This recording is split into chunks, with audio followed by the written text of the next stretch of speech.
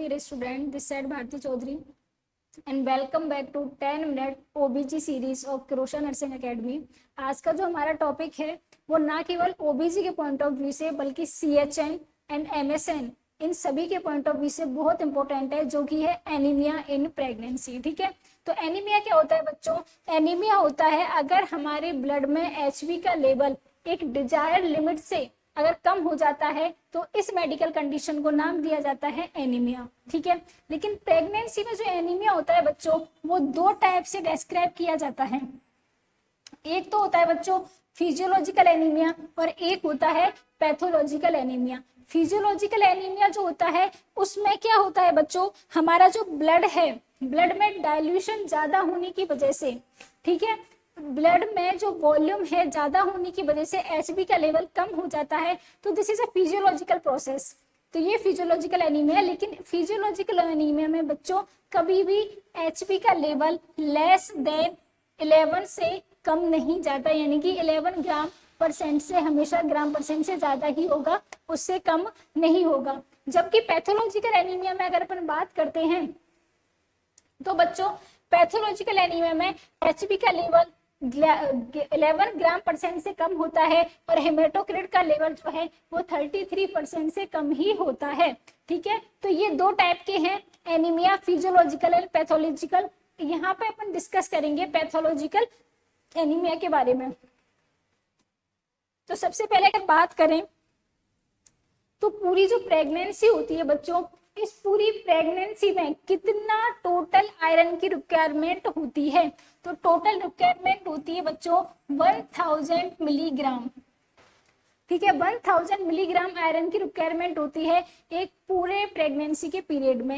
इसमें से अगर बात करें कि फीटस को कितने आयरन की रिक्वायरमेंट होती है, तो फीटस को होती है 300 माइक्रो mg की आयरन की रिक्वायरमेंट। अगर बात करें कि डिलीवरी की प्रोसेस के दौरान जो ब्लड लॉस होता है तो उसमें कितना एचबी लॉस होता है, तो उसमें लॉस होता है आयरन 250 mg। ठीक है, अगला है बच्चों कि डेली रिक्वायरमेंट जो होती है प्रेग्नेंट फीमेल में आयरन की वो कितनी होती है? वो होती है बच्चों 4 to 6 मिलीग्राम पर डे। ठीक है, लेकिन यहाँ पे एक खास पॉइंट ये है कि हम अपनी बॉडी में कितना भी आयरन खा लें, कितना भी आयरन ले लें, लेकिन हमारी बॉडी उसका ओनली और ओनली 10% ही एब्जॉर्ब करेगी बॉडी में। कितना percent?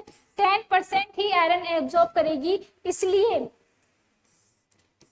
Per day pregnant female को कम से कम 60 mg आयरन जो है वो देना होता है। और 60 mg का जब अपन 10% निकालते हैं तो कितना होता है? 6 mg आता है। तो तब जाके 60 mg देने पे 4 to 6 mg की रिक्वायरमेंट जो है, डेली रिक्वायरमेंट है, वो फुलफिल होती है एक प्रेग्नेंट वुमेन के अंदर।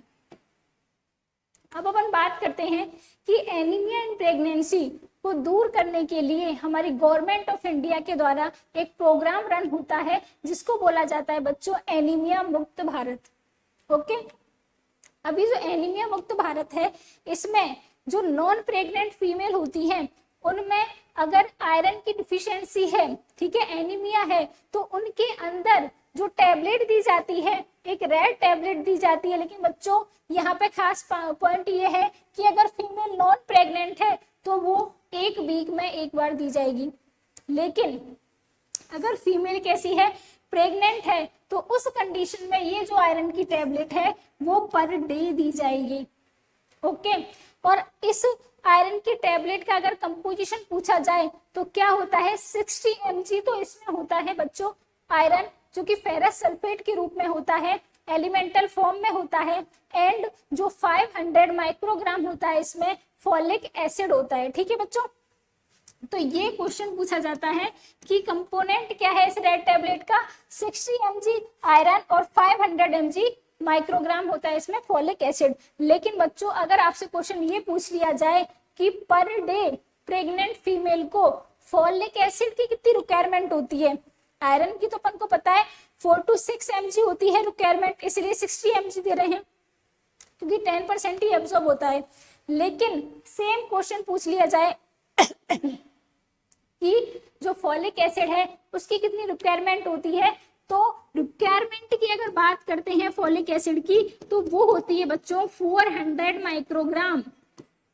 समझे, ये दोनों कंफ्यूजिंग क्वेश्चन है, लेकिन ये जो रेड पिल आती है एनीमिया मुक्त भारत के अंदर, इसमें कितनी होती है, 500 माइक्रोग्राम होता है फॉलिक एसिड। ओके, अगला अपन बात करते हैं कि अपन ये जो आयरन देना स्टार्ट करते हैं वो 4th मंथ से स्टार्ट करते हैं। कब से स्टार्ट करते हैं, 4th मंथ से स्टार्ट करते हैं प्रेगनेंसी के, और टोटल 360 डेज हमको आयरन देना होता है एक प्रेग्नेंट फीमेल में। इन 360 डेज में से 180 डेज जो होता है वो बिफोर डिलीवरी यानी कि during the pregnancy process, pregnancy period दिया जाता है, और 180 डेज होता है बच्चों वो आफ्टर द डिलीवरी दिया जाता है। ठीक है, पोस्टपार्टम पीरियड में दिया जाता है। अगला पॉइंट अपन बात करते हैं कि जो आयरन का मैनेजमेंट होता है उसके 3 टाइप है।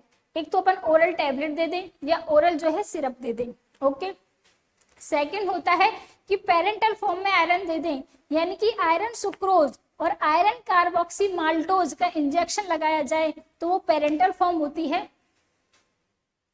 पेरेंटल फॉर्म में अगर बेटा एक क्वेश्चन पूछा जाए कि मोस्ट कॉमन कौन सा कंपोजिशन दिया जाता है पेरेंटल फॉर्म में, तो वो होता है बच्चों आयरन सुक्रोज।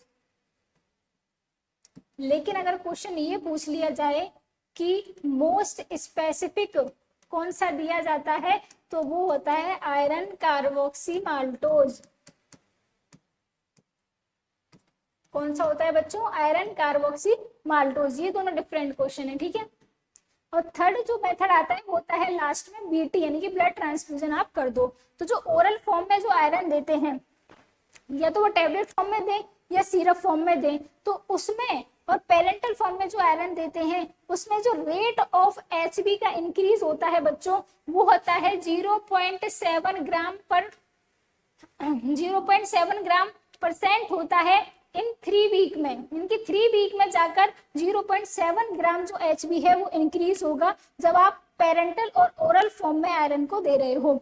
ठीक है, इसलिए कभी भी अगर किसी पेशेंट को आयरन की थेरेपी चल रही है, वो चाहे ओरल फॉर्म में चल रही हो या वो चल रही हो बच्चों पेरेंटल फॉर्म में, तो कम से कम 3 वीक या 1 मंथ के बाद उसमें रीटेस्टिंग की जाती है फॉर एचबी के लिए, क्योंकि उससे पहले तो कोई भी चेंजेस देखने को नहीं मिलेगा।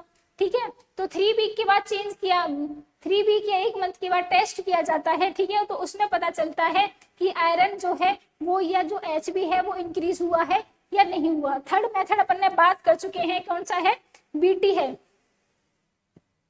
और अपन ये भी बात कर चुके हैं कि ओरल और पेरेंटल फॉर्म दोनों में सेम रेट होती है एचबी इंक्रीज की।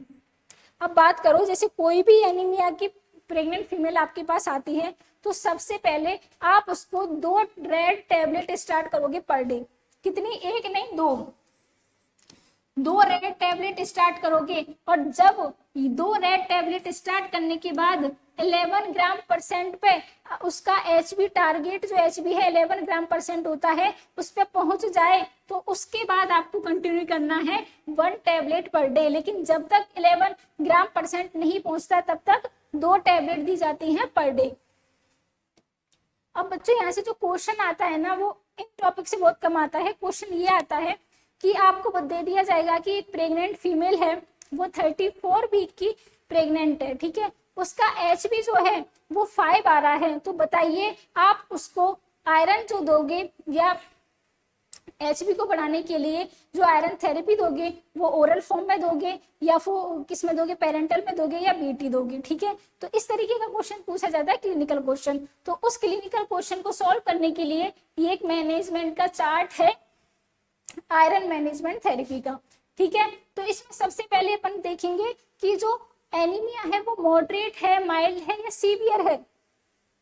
अगर एनीमिया माइल्ड और मॉडरेट है, यानी कि मोर देन 7 ग्राम % से ज्यादा एचबी है, तो उस कंडीशन में सबसे पहले अपन चेक करेंगे जेस्टेशनल एज कि फीमेल की जो प्रेगनेंसी है कितने टाइम की है। अगर लेस देन 34 वीक है तो बच्चों उसको देते हैं ओरल टैबलेट, और ओरल टैबलेट भी कितनी देते हैं, 2 ओरल टैबलेट देते हैं। लेकिन अगर gestational age more than 34 week की है और पेशेंट जो है वो कोऑपरेट नहीं कर रहा ओरल आयरन लेने के लिए, तो उस कंडीशन में क्या देते हैं अपन, पेरेंटल आयरन देते हैं। लेकिन कंडीशन अगर आप आ जाती है सीवियर एनीमिया की, सीवियर एनीमिया यानी कि लेस देन 7 ग्राम परसेंट से कम है HB, तो उस कंडीशन में फिर अपन जेस्टेशन एज देखते हैं। लेकिन उससे पहले देखते हैं HB।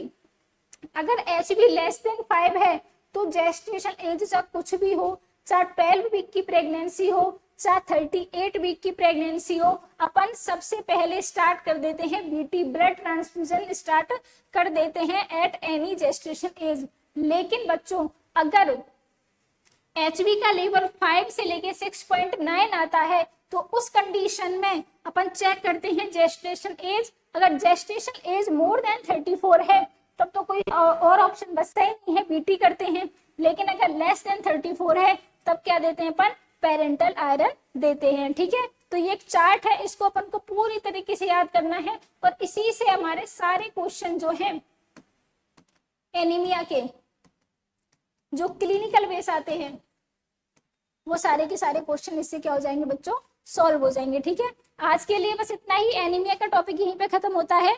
नेक्स्ट मिलते हैं with the next new topic. Okay, thank you.